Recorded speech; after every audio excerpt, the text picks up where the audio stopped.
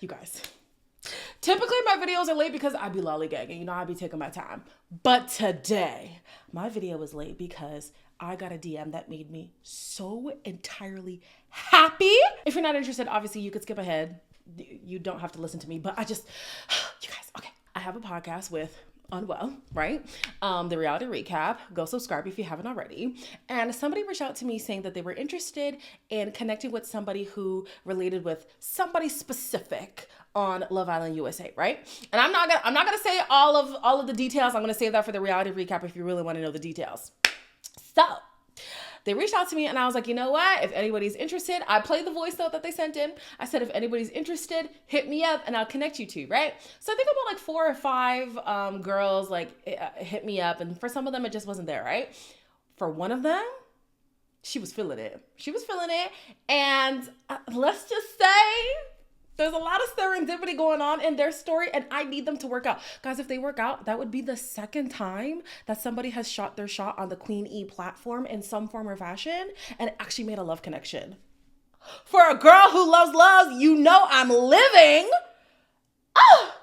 Anyways, welcome back to my channel. We're reviewing Love Island UK, season 12, episode 40. Baby, what a good day. Harrison's gone and a love connection is formed. Before I get into it, please make sure to like this video, subscribe and hit the bell, and leave a comment down below. So we pick up with the ranking game. There's two more questions technically. The first one is, which couples are the biggest ick? The Islanders think that it's Harry and Helena, Harrison and Tony, and Dijon and Meg in that order. But the UK thinks that it is those same people. However, it's Meg and Dijon first, Helena and Harry, and then Tony and Harrison. Meg wonders what's icky about her and Dijon. Everything. What's not icky about it? Ugh. Then the last question was regarding the bombshell Angel. She wants the Islanders to rank who they think her top 3 guys would be. And so they pick Cash, Boris, and Ty because they're basically just unattached right now. Why does Meg, if I ever questioned Meg's intelligence, this just solidified it for me. Meg was like, who's coming in? Angel. Angel is coming in. What? Girl. I'm Angel, I'm 26, I'm from Maidstone in Kent, and I'm a salon owner. Boys, the angel of your dreams has just landed. Who is it? It's Angel. What do you mean, who is it? Oh, stop. She's brave. So Angel says that her actual top connections or her top interests are Connor, Harry, and then number 1 is Ty. And because she picked Ty as number 1, they are not coupled up, which means Lauren is now single and she's immediately dumped. Thank God. I could not do with another episode of this Lauren Harrison. Oh God, stop it. I've had enough. Immediately, Harrison is like, I'm going. So you would think when Lauren starts begging this man to leave with her, that he's going to go. He surely does not. Please, for the last 10 days, we know what's real. Please, if you leave with me today, that shows me everything I need to know. I don't know. I'm gonna have to recruit again. I think you need to stand on business with what you say, Harrison. Meg and Helena saying if Lauren goes, they have to go recruit again is so weird. Like, it is actually a competition for them. It is competition regarding men that they're with. It is competition regarding other women in there. Like, they want to create an army to like fight against the big bad girls of the villa. Like, mind you, these girls are older than the girls that they have beef with. Helena being significantly older. She's 8 years older than Shakira. And this is their mentality, these girls. Anyways, Lauren is begging. Harrison is, I don't know. Oh, what should I do? Oh, maybe I should sleep on it. Oh, maybe to even beg a man to leave with you. If he really wanted to, baby, he would have. It wouldn't have been a thought. And I do understand there are some logistical things behind the scenes that we are not privy to. Like, sometimes then they'll make you pay your own way home or stuff like that. But like, you shouldn't have to beg him. You should not have to beg him to go. He should be begging the producers to go or begging the Islanders to let him go if they were in fact holding him back. But anyways, like I said before, I feel like he has been a lot more affirming to Lauren in the sense that he can actually see something for them on the outside. Whereas with Tony, it has still been like, oh, I want to see where things go. I still want to get to know her, whatever. This man has been so much clearer on his intentions with Lauren. Granted, he still goes about it in piss poor ways, but he's been a lot more clear, right? So eventually Harrison decides like he's just going to sleep on things, which is so weird to me because you've basically said that you can see this girl being your girlfriend. You came in here, you found what you wanted, but now you want to sleep on the decision. Okay.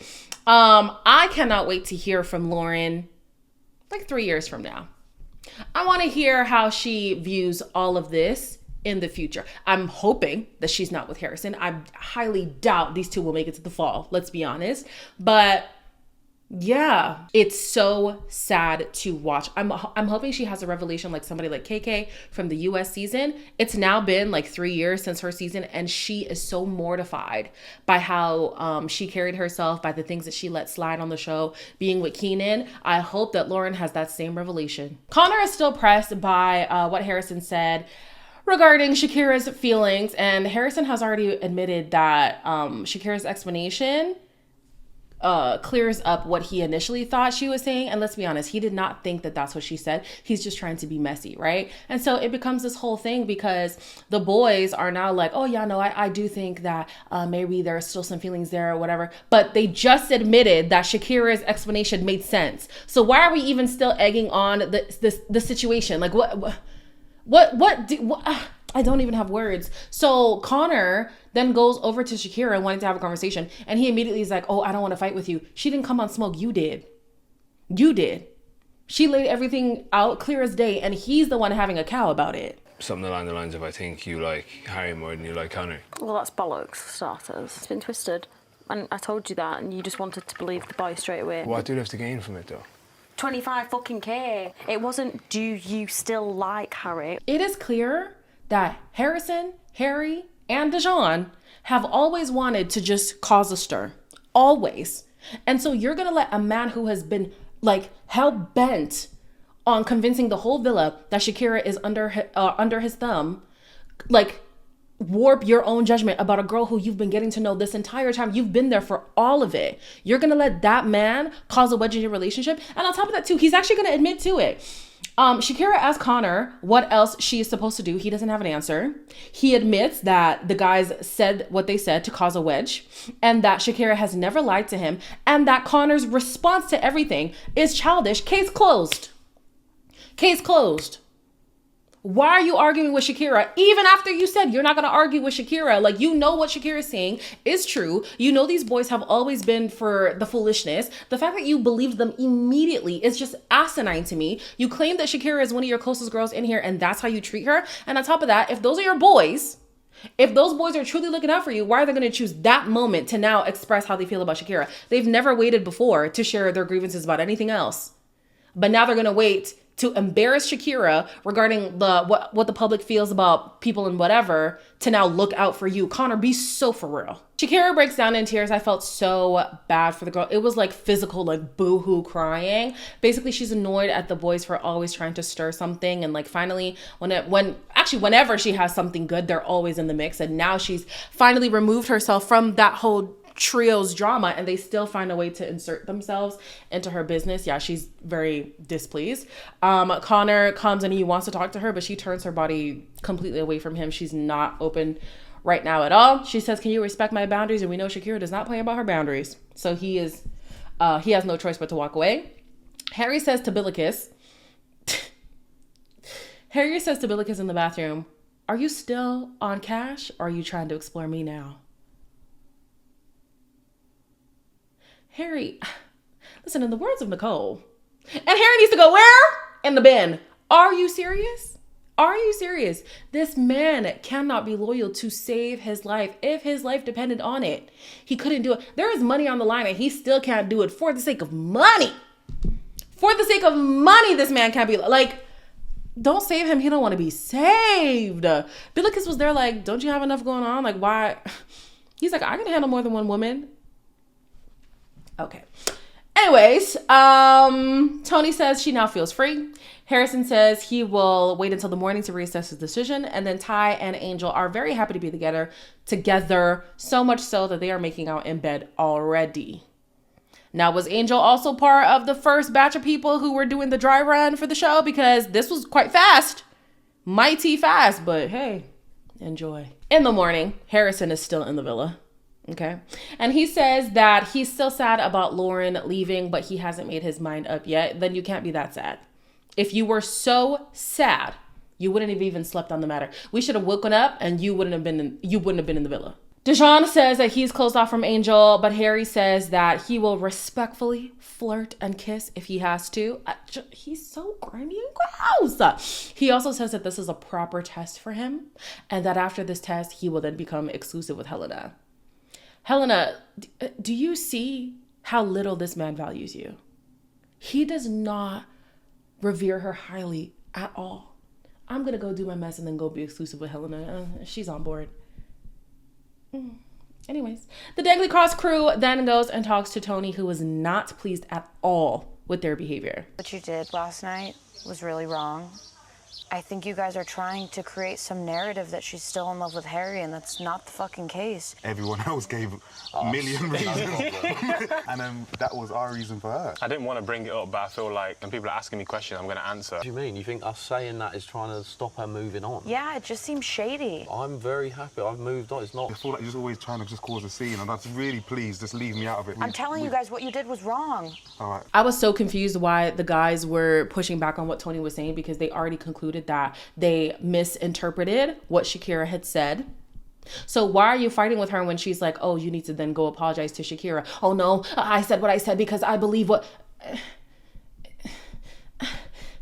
I can't even find the words, you guys. These guys are just so, ugh. And then Deshauna, oh, I'm always being thrown into the mess. Are you not the three who walked over to her? Did you guys not go and insert yourself into the matter? Don't now say, oh, everybody tries to put me in shit. You put yourself in it. And you just finished saying, I said what I said about Shakira because I believe that it fit the prompt. And now you're being inserted into things by other people. They definitely get a kick out of stirring the pot. And they even messed up their friend situation in the process. They have no loyalty to anybody. Not the girls that they are with, not the friends that they've made. Nobody. Shakira talks to Connor, who says that he's confused by how to handle this whole situation. He didn't know if he should give her space, if he should talk, if he should, and I do understand that. But somebody, I think it was on TikTok, said that Connor probably has an avoidant attachment style. And honestly, it makes so much sense. Any kind of conflict, he just crumbles. Any kind of commitment or actually showing like true, genuine interest in one person, the man struggles. Like he just can't do it. He can't be clear about his intentions with women. When he's called to be accountable, struggles. Oh man. Oh my gosh. The way he is so flighty, the way he's so indecisive, the way he's so avoidant. I think Shakira's going to have a hard time, honestly. I don't want Shakira to be with him, but what other option does she have at this point? Angel pulls Harry for a chat. He's elated. He basically is like, oh, Helena knows we're open. Helena knows that I'm willing to explore. So, hey, let's get it cracking. Who cares? I, at this point, need to go into that villa too. I need to see what the hype is regarding Harry because I don't understand. Yeah, normally I don't like a bad boy. I like someone that just wants me. I feel like you'd be easy to talk to. Yeah, I thought you was funny. I always say I'm an areola man. But I was talking more about hair colour, eye colour. Helena says that Harry says outlandish things in front of her, so God knows what he's saying behind the scenes. To even utter those words is just crazy to me. That doesn't concern you. He says crazy things to your face, proving that he doesn't respect you. So you know he's saying words to other people, proving that he further doesn't respect you, and you stay. Anyways, Harry then asks Helena if they should close things off because she's obviously annoyed with him now pursuing the bombshell. And she's like, well, I don't want to be closed off the back of this. Okay, you're going to be closed off if he says it, because then later on she's like, oh, how long should it take? How many more days should I wait until you're done talking to other people? So you want to be closed off the back of anything. You don't care. He then has a conversation with Emma. Emma's annoyed that Harry didn't have her back. Respectfully, Emma, you've known this man for 5 years. When has he ever looked out for your best interest? He brought girls into your home and he's still toying with your feelings to this day. Yeah. As everyone's getting ready, Meg is in the bedroom, getting ready for like the evening stuff. Meg is in the bedroom. She's sad. And Deshaun goes to talk to her, and he's like, yo, what's up? And she's like, oh, you don't talk to me during the day. You don't make me a priority. And his response is, I'm not going to give you my undivided attention 24/7. I'm not going to front as if my man is the best man on the planet Earth. I've even said to my friends, even the best man can embarrass you. Even the best man can embarrass you. I love my boyfriend, I do. He could still embarrass me. However, when I tell you this man can't get enough of my presence. Granted, we are in a full-blown relationship, but this man can't get enough of my presence. And the response to you saying, I want to spend more time with you is, I can't give you that much attention 24/7. Meg, the writing is on the wall. I don't know what else she needs to see. Yasmin and Jamie basically give Tony an intervention saying, hey, we understand that there was a lot going on at the time, but maybe you were a little bit hasty with the Cash situation. She gets emotional because she does realize that she was dumb. She was dumb and she shouldn't have picked Harrison over anybody, okay? Especially not Cash. And so they orchestrate this little like ambush. I didn't like that because they are basically prioritizing Tony's feelings over Cash's. I still feel like he is continuously being overlooked in all of this. I wish that they would have spoken to Cash first, but he does go up there. He is open to the conversation and he gives her a lot of grace. I'm stupid, I know. You don't need to tell me. The last thing I want to see is you upset. I hate that I hurt you. It was like horrible what I did. I know what I did was wrong. Yeah, I hated that I was perceived as vulnerable. I'm hard body. Said the girl crying her eyes out. Just stupid. The way that he is just so forgiving of this girl. Not forgiving enough to want to pursue things romantically anymore. But like, he's just so understanding and he's so, it couldn't be me. In a romantic sense, you treat me the way that Tony treated him. I'm not uttering any more words to you. Unless I am obligated to by like producers or whatever. I'm not speaking to you. Especially if I'm being ambushed to do so. Hell no. But anyways, Cash is a top lad. He tells her she's too pretty to cry over stuff like this. She needs to focus her energy on tying up her complicated shoes. And like, he's just, oh my gosh, I love Cash. I love him so much. It sucks that he's probably not going to get a connection at this point in the season. If they throw somebody in there quickly, I know he's going to get the votes. Most definitely. I could see him winning this whole thing. It's kind of like what happened to Amber. They brought in Greg.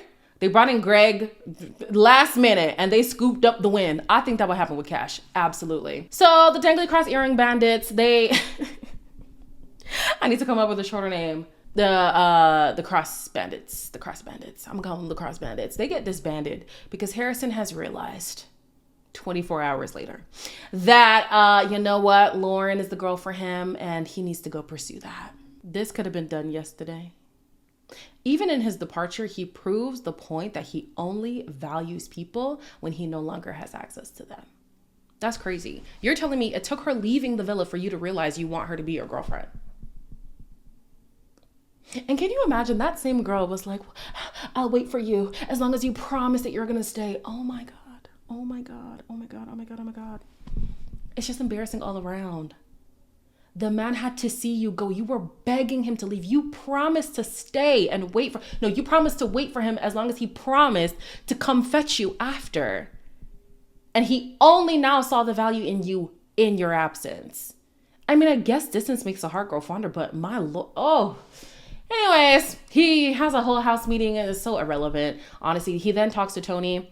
He's now very, very, very apologetic. I personally feel like somebody spoke to him because this apology is the most sincere I've ever seen him be. Stop it. I can't. Stop it. Oh, Harrison. Go get your girl. I will. Go get your girl. Can we go talk? I want you to know that I genuinely am sorry for the way I've treated you in here. Like, I genuinely am. Like, I feel terrible for it and I'm sorry. Like, Tone, like, you're a massive part of my experience. You're a great girl, you know you're a great girl, and you have so much to offer. Maybe we just wasn't right for each other, and that's why I acted the way I acted. I never meant to hurt you like this. Helena and Meg say that they are so proud of Harrison. Proud of what?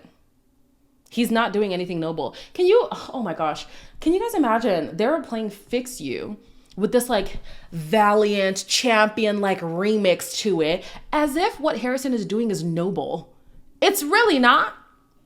It's really not. But anyways, in his talk with Tony, he basically was like, I'm so sorry. I should have never treated you that way. I probably did those things because, you know, we're just not meant for each other. So if you're not meant for each other, just don't entertain the person. That's an option. That's an option. But anyways, he reiterates something that Cash said to him. He's like, when I think about my actions, and if a man was supposed to do that to my sister, I would be mortified. Look at Cash doing the Lord's work. So Tony says that, hold on. She now learns that she deserves better. And I'm so happy that she learned that. But the bigger lesson is to leave at the first sign of mistreatment. I understand that a lot of people are trying to rationalize things, saying like, oh, she was manipulated. Oh, she was this, she was that, she was whatever. The reality is, if a lot of people were to be introspective and to take stock in their relationship, they would realize that the toxic cycle continues because you let it happen one too many times. Personally, I think that you should leave at the first sign, but I can understand if you want to have some grace, right? By the second time, that's your cue. That's your cue. The toxic cycle continues because you're staying for too damn long. Those are the lessons that I need her to learn and other people who are similar to Tony to learn. Yes, the man was doing a lot of like grimy things behind the scenes, and that should not be looked over at all. But Tony had a part to play, and Tony could have removed herself plenty of times. If not the first, then the second. If not the second, then the third. If not after the third, then definitely after Casa. If not after Casa, then definitely after the sleeping of the... come on. I'm so sorry. I'm just not one of those people who think that in situations like this, that Tony is 100% a victim and everything was done to her. Sometimes that happens. This is not that. This is not that. So anyways, Harrison is gone. Tony probably isn't going to have a connection in here. I don't think that Cash will go back there. Please don't. Please don't. Please. We'll see what happens. As always, like, comment, share, and subscribe. And I'll see you in the next one.